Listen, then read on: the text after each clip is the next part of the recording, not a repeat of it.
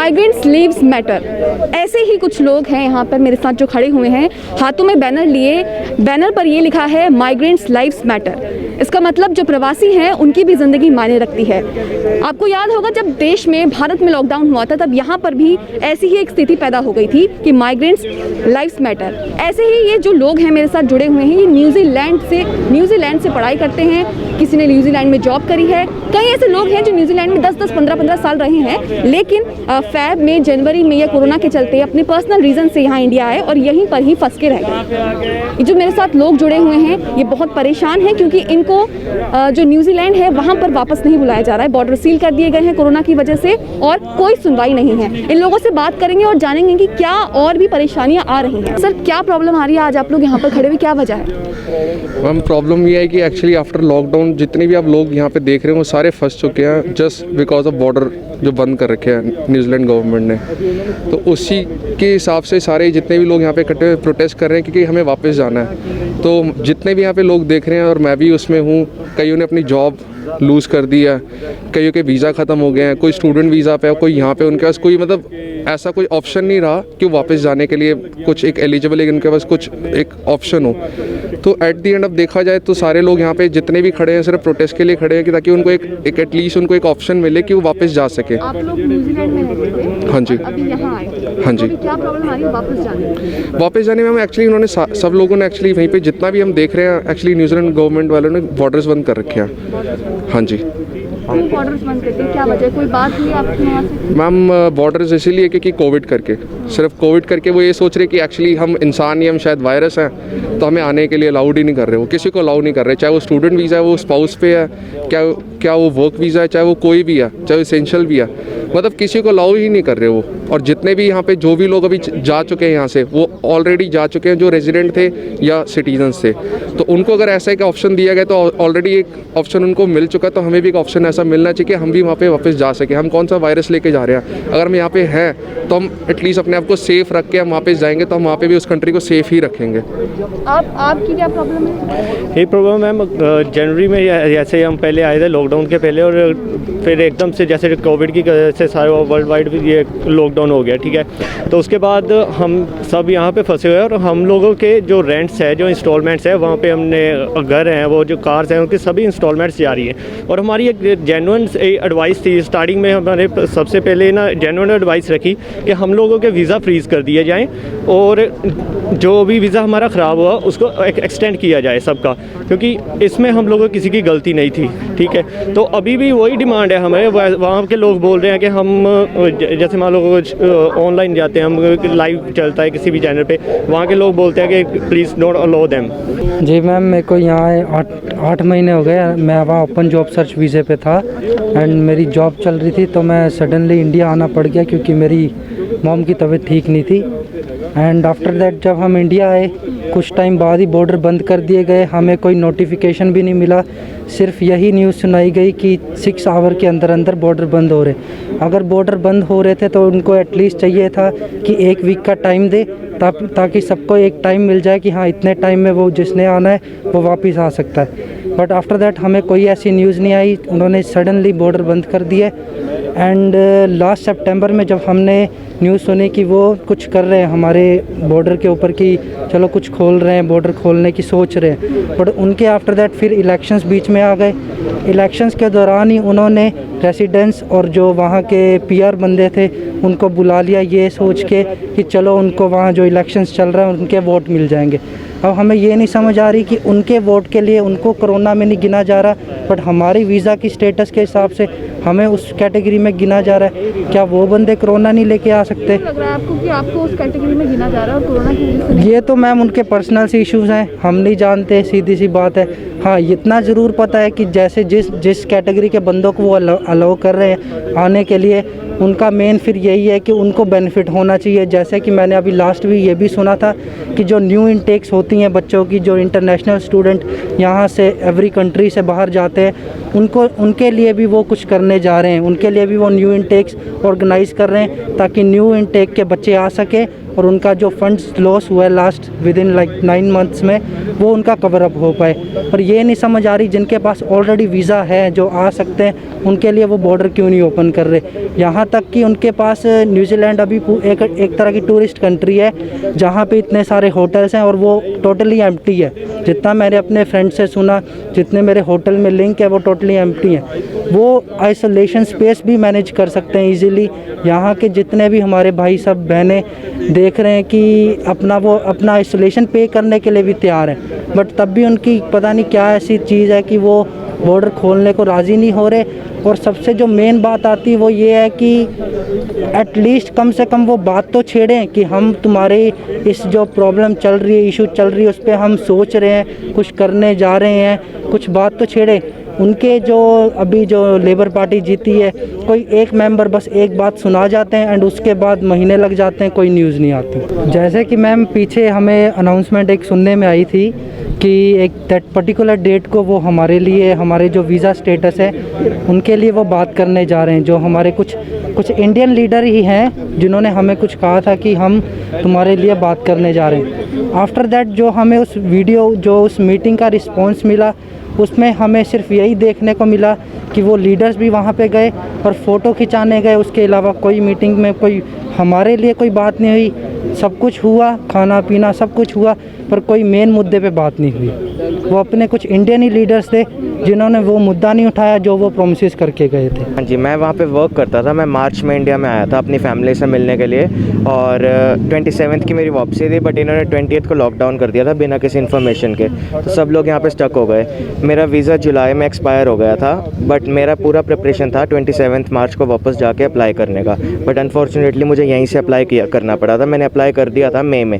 अभी तक कोई रिस्पॉन्स नहीं आया उनकी तरफ से। हमने कॉन्टैक्ट करने की कोशिश की है तो वो क्लियर है कि हम लोग इस पर कोई बात नहीं कर सकते। ऑफशोर वीज़ास हम प्रोसेस भी नहीं कर रहे और उसके बारे में बात भी नहीं कर सकते। वो लोग पता नहीं, वो लोग ये कह रहे हैं कि अगर कोई बाहर से आएगा तो वो वायरस लेके आएगा, बट ऐसा नहीं है। वो लोग सब कुछ मैनेज कर सकते हैं और क्वारंटीन फैसिलिटीज़ भी कर सकते हैं, बिल्कुल सब कुछ प्रोसीजर वो कर सकते हैं, बट ऐसा वो नहीं कर रहे हैं। लोगों को फाइनेंशियली बहुत प्रॉब्लम हो रही है। पर्सनली मेरी मम्मा को 25 ईयर से हार्ट का प्रॉब्लम था। उनका ट्रीटमेंट कराया हमने 9-10 लाख रुपए लगा के, बट अनफॉर्चुनेटली वो नहीं रहे। अभी 20 डेज़ पहले वो एक्सपायर हो गए थे। तो अब हमें ऐसे लगता है कि फैमिली से भी लॉस हो गया और हमारा फ्यूचर भी लॉस हो गया। बिल्कुल हमने 5-6 साल लगा के अपना बेस बनाया था रेजिडेंसी के लिए, बट अब वो लोग कुछ भी हमें सपोर्ट नहीं कर रहे। तो ऐसा लग रहा है कि 5-6 साल बिल्कुल ख़राब हो गए। हो सकता है वो कई लोगों को बुला रहे हैं, इनविटेशन दे रहे हैं, जैसे स्पोर्ट्स टीम्स हैं और ये सब हैं, इन लोगों को वो बुला रहे हैं, बट हमसे क्या प्रॉब्लम है उन्हें। हो सकता है कि हम उन्हें कुछ दे नहीं रहे हैं। स्टूडेंट्स को वो वीज़ा इशू कर रहे थे अभी जून जुलाई में लास्ट में। स्टूडेंट्स से तो उन्हें फ़ीस आएगी, $35,000 पर स्टूडेंट आएगा, बट हमसे शायद कुछ नहीं आ रहा, इसीलिए हमारे ऊपर वो कुछ नहीं बोल रहे हैं। मेरी भी सेम यही प्रॉब्लम है। मैं पोस्ट स्टडी वर्क वीज़ा पे हूँ 3 इयर्स का, ठीक है, जो कि मेरे मतलब 9th मंथ तो मेरे वैसे ही वेस्ट हो गए यहाँ पे रह के। ऊपर से कोई रिस्पांस नहीं मिल रहा है हमको, कुछ नहीं। मतलब बहुत ज़्यादा मतलब फ्रस्ट्रेशन लेवल जो है बहुत ज़्यादा बढ़ चुका है। एटलीस्ट कुछ तो होप देनी चाहिए इनको, कुछ तो पता है कि कब है। अगर ठीक है, जैसे हम लोग जो स्टक है इसमें भी काफ़ी सारी कैटेगरीज़ है, तो अगर वो एक साथ नहीं बुला सकते, इन्हीं में कैटेगरीज़ को डिवाइड कर दिया जाए, लाइक कि पहले वर्क वीज़ा आ जाए, फिर पोस्ट स्टडी वर्क वीज़ा आ जाए। बट कुछ भी होप नहीं है। पहले हम लोग स्टिल वेट कर रहे थे कि इलेक्शंस के बाद कोई होप दी जाएगी, क्योंकि हम लोगों को बोला गया था कि इलेक्शंस की वजह से बॉर्डर क्लोज़ है, हम नहीं चाहते कि वायरस आए और मतलब फिर से लॉकडाउन हो न्यूजीलैंड में। तो हम लोग सब वेट कर रहे थे कि इलेक्शंस हो तो हमें कुछ होप मिलेगा। अब इलेक्शंस को भी 1 मंथ हो गया है, आज पूरा 1 मंथ हो गया है। कोई मतलब जो जैसिंडा है वहाँ की, वो आती है ऑनलाइन, बट वो मतलब कुछ भी नहीं बोलती है। एटलीस्ट ना कोई होप देती है, ना कुछ बताते हैं। मतलब हम लोगों को वो लाइक पूरा निगलेक्ट कर रहे हैं, कुछ भी रिस्पॉन्स नहीं आता। क्या वजह लग रही है आपको ये इस रवैये की? वजह यही है कि वो नहीं चाहते शायद कि अब लोग आए। उन लोगों को मेन पैसा मिल चुका है, ठीक है, हम लोगों का पैसा गया है वहाँ पे। अब उनको कोई मतलब नहीं है, क्योंकि अब उनका प्रॉमिस ये था कि आप आओ, स्टडी लो, उसके बाद हम आपको वीज़ा देंगे, ठीक है, पोस्ट स्टडी वीज़ा देंगे और सबको वर्क वीज़ा देंगे। बट अब जब हमारा टाइम है तो अब वो कुछ हेल्प नहीं कर रहे हैं, कुछ नहीं कर रहे हैं। नहीं। तो अब क्या मांगे हैं आपकी जो इंडियन गवर्नमेंट है, उससे क्या मांगे? हमारी उनसे ये अप्रोच है कि एटलीस्ट वो अगर हम लोगों को नहीं सुन रहे हैं तो इंडियन गवर्नमेंट को थोड़ा स्टेप हमारे लिए उठाना चाहिए, क्योंकि हम ठीक है हम इनके सिटीज़न हैं, तो इनको ही हमारे लिए सोचना चाहिए कि एटलीस्ट जितना टाइम हमारा वीज़ा है जो इन्होंने अभी हमारा जो लॉकडाउन की वजह से और ये कोविड की वजह से जो हमारा रह गया है वो हमें वापस दिया जाए, मतलब एक्सटेंड किया जाए हमारे वीज़ास, और हमें बुलाया जाए। जब तक कि एटलीस्ट हमारे वीज़ा तब तक तो बुलाए, जो मतलब उनका प्रॉमिस है उसको तो वो पूरा करे ना। जो हमारा राइट है कि तुम्हें ये चीज़ मिलनी चाहिए वो तो हमें मिलनी चाहिए ना, वो क्यों अब नहीं दे रहे हैं। 6 साल से मैं न्यूजीलैंड में हूँ, 6 साल से, और यहाँ पे बहुत सारे लोग ऐसे हैं जो कि 3 से 13 साल तक न्यूजीलैंड में रह चुके हैं। और अभी आपको एक ओवरव्यू मिल गया होगा कि क्या सिचुएशन है। पिछले 9 महीने से हम लोग यहाँ पे स्टक हैं, हमारे पास कोई इनकम नहीं है, कोई सोर्स ऑफ इनकम नहीं है। We are still paying rents, we are still paying expenses, we are still paying for our water bills and mobile bills, हम सब कुछ पे कर रहे हैं। तो इतने टाइम से हम यहाँ स्टक है और गवर्नमेंट हमारे साथ सिर्फ प्ले कर रही है। Next month will decide for something. हमारे बहुत सारे मिनिस्टर्स ऐसे हैं जो कि इलेक्शन से पहले ये मैंडेट लेके आए थे कि हम आपके बारे में कुछ जो है कुछ ना कुछ डिसीज़न लेंगे, एज सुन एज़ पॉसिबल हम डिसीज़न लेंगे। अभी हमारी ऑनरेबल मिनिस्टर है प्रियंका राधाकृष्णन, जो कि मिनिस्टर इन पार्लियामेंट है। उन्होंने ये मैंडेट लाया था कि हम आपको कुछ ना कुछ जो माइग्रेंट जो स्टक हैं ओवरसीज़, उनके लिए हम कुछ ना कुछ करेंगे डेफिनेटली। बट अभी तक कोई भी उनका डिसीज़न नहीं आ रहा और वो कोई होप दे ही नहीं रहे हैं। यहाँ बहुत सारे लोग ऐसे हैं जिनके वीज़ा एक्सपायर हो चुके हैं, बहुत सारे लोगों के वीज़ा एक्सपायर हैं, बहुत सारे लोगों के होने वाले हैं। किसी का कल एक्सपायर हो रहा है, किसी का 15 दिन के बाद एक्सपायर हो रहा है। तो ये बहुत बड़ा इशू है, वो हमें कुछ बता नहीं रहे हैं, कोई डेट नहीं दे रहे हैं। तो हमारा यही एक डिमांड है कि आप एटलीस्ट अगर बुला नहीं रहे, बॉर्डर मत खोलो, एटलीस्ट हमारे वीज़ास फ्रीज़ कर दो, हमें कोई तो श्योरिटी दे दो। हमारी पूरी लाइफ 5-6 साल की वहाँ पे जो मेहनत की है हमने, मेरी वहाँ पे बाइक्स हैं खड़ी, 2-3 बाइक्स हैं, गाड़ियाँ हैं, सब पूरा फर्नीचर बना के रखा हुआ है। हम तो प्लान कर रहे हैं, PR अप्लाई करके आए हुए हैं, तो सब कुछ जो है इस वजह से डिस्टर्ब हो गया। तो एक ही रिक्वेस्ट है, इवन इंडियन गवर्नमेंट से भी ये रिक्वेस्ट है कि अगर आप अपने सिटीज़न जो बाहर स्टक थे आप बुला सकते हो, जो हम लोग यहाँ स्टक हैं एटलीस्ट हमें हमारी रेजिडेंट कंट्रीज़ में भेजो। तो एक इंडियन गवर्नमेंट से भी अपील है और उतना ही अपील हम करते हैं कि न्यूजीलैंड गवर्नमेंट भी वो हमारी बात सुने, एटलीस्ट कुछ ना कुछ डिसीजन वो हमें दे। मुझे लगता है कुछ ना कुछ ये लोग पॉलिटिशियन ही पॉलिटिकली वो पहले तो वो लोग बोलते हैं इलेक्शन से पहले कि वो कुछ ना कुछ करेंगे, एक होप हम लोगों के सामने जनरेट करते हैं। हम लोगों को लग भी रहा था कि कुछ ना कुछ जैसे ही केसेस कम हो जाएंगे वो लोग हमको वापस से बुला लेंगे। और हम लोग तो 5-5 साल से 6-6 साल से वहाँ पे थे, हम लोग जो है टैक्स भी हम लोग पे कर रहे थे। अभी जब हम लोग यहाँ पे आए तो किसी ना किसी इमरजेंसी में या किसी का फैमिली को इश्यू है, किसी की यहाँ पे डेथ हो गई या मॉम को किसी के कोई कुछ ना कुछ इश्यू है, तभी हम लोग यहाँ पे आए थे। हमारे सारे डॉक्यूमेंट्स, हमारे पैसे, हमको रेंट देना पड़ता है, हमारी कार वहाँ पे हमको उसका जो है उसका भी हमने जो है हर चीज़ का हमको पे करना पड़ता है यहाँ पे रहने के बावजूद। यहाँ के एक्सपेंसेस हमारे बढ़ गए। गवर्नमेंट ने एक उम्मीद जगाने के बाद में इलेक्शन होते ही वो सब चीज़ें भूल गए।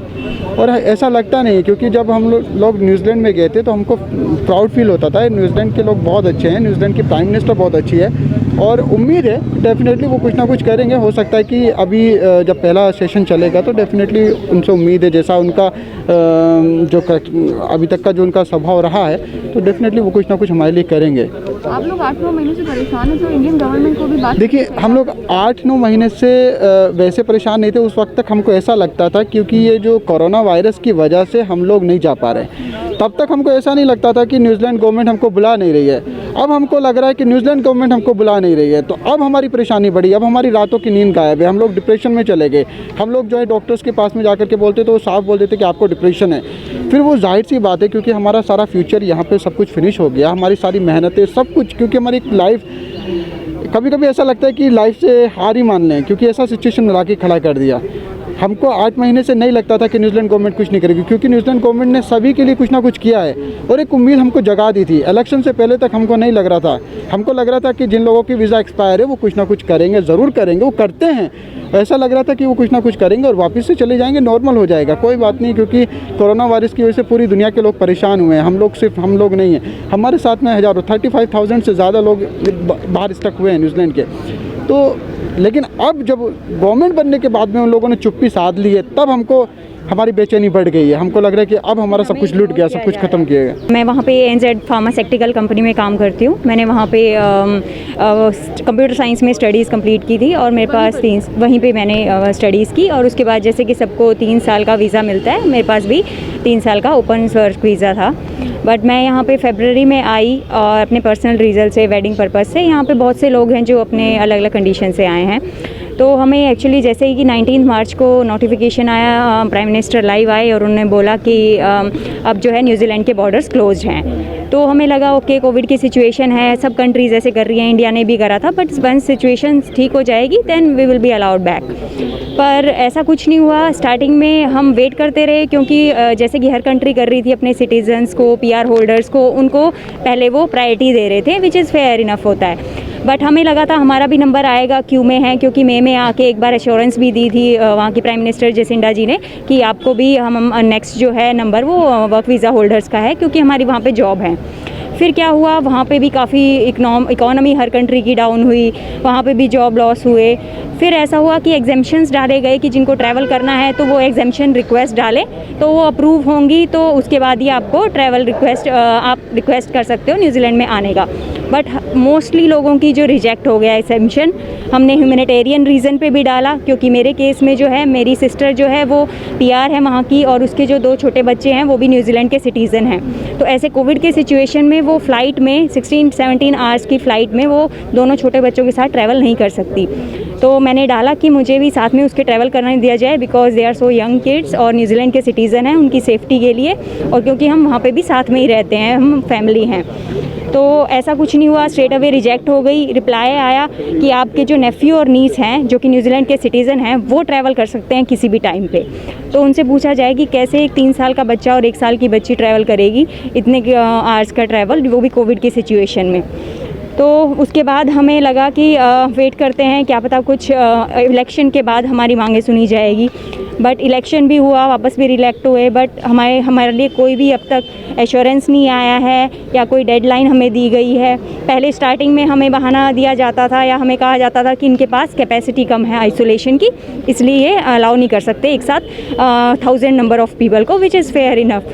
तो हमने सोचा क्या पता हमें क्यू में रखा जाए कि वे अपनी मैनेज कैपेसिटी बढ़ाएंगे, बट ऐसा कुछ नहीं हुआ। अभी भी वहाँ पे काफ़ी खाली भी पड़े हैं आइसोलेशन के, स्टिल जो है हमें आने नहीं दिया जा रहा है। तो वहाँ के लोकल लोग हैं वो भी शायद चाहते हैं कि हम ना आए। ऐसा है कि अब हम चाहते हैं कि गवर्नमेंट जो है हमारी बात पहुँचाए वो डिप्लोमेटिक तरीके से। तो हम अप्रोच कर रहे हैं कि फॉरेन मिनिस्टर, वहाँ की हाई कमीशन इंडिया जो न्यूजीलैंड में है, यहाँ की न्यूजीलैंड हाई कमीशन है, सब मिलके हमारे जो फ़्लाइट्स हैं उनको एड्रेस किया जाए। तो सुना आपने कि वो लोग थे जो न्यूजीलैंड में रहते हैं या वहाँ पर काम करते हैं या वहाँ पर पढ़ाई करते हैं, लेकिन कोरोना की वजह से इन्हें 8 से 9 महीने हो गए हैं और अभी तक कोई नोटिफिकेशन जारी नहीं की गई है न्यूजीलैंड की तरफ से कि इन लोगों को कब बुलाया जाएगा, कब वहाँ पर इनकी वापसी होगी। जो इनके घर हैं, जो इनकी गाड़ियाँ हैं, जो इनकी बिलोंगिंग्स है, जो इनके घर का सामान है, उसका ये लोग रेंट पे कर रहे हैं लगातार, वहाँ पर अपनी जो जितनी भी सारी चीज़ें हैं उसका रख रखाव कर रहे हैं, लेकिन इनको अभी तक ऐसी कोई नोटिफिकेशन जारी नहीं की गई है जिससे ये पता लगे कि ये वापस वहाँ पर जाकर अपना काम कब और कैसे शुरू कर सकते हैं। न्यूजीलैंड की PM से इन लोगों की एक ही दरख्वास्त है कि जल्द से जल्द इन्हें वापस बुलाया जाए, इनके लिए नोटिफिकेशन जारी की जाए और इन्हें बताया जाए कि किस तरीके से इनको दोबारा वहाँ पर वापस बुलाया जाएगा, क्योंकि इनमें से कई ऐसे लोग हैं जिनका जो वीज़ा है वो एक्सपायर हो गया है। तो इनकी ये भी मांगे हैं कि जो वीज़ा एक्सपायर हो गया है उसको एक्सटेंड किया जाए। न्यूज़ मैक्स के लिए कैमरामैन फयाज हुसैन के साथ मुनमुन। सभी अहम खबरों के लिए न्यूज़ MX को सब्सक्राइब करें,